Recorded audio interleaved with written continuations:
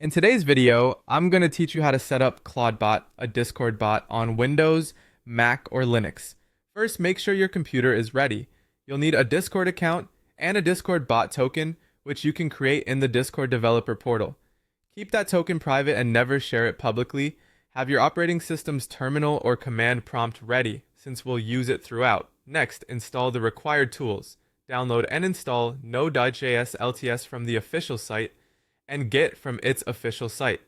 Once installed, close and reopen your terminal, then verify everything worked by running node rv, npm rv, and git version.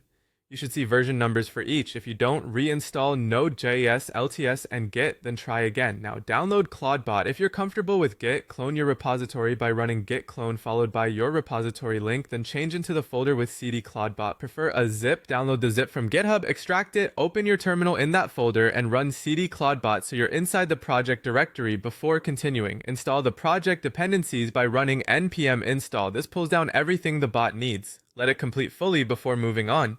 Add your bot token. Open the environment file in the project. On Mac or Linux, you can run nano.env, and on Windows, use notepad.env.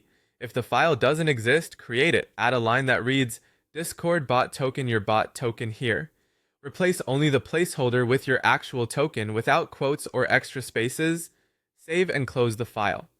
Using a .env file keeps your token out of the codebase, which is safer. Start Clawdbot by running nodeindex.js. If everything is configured correctly, your bot should appear online in Discord.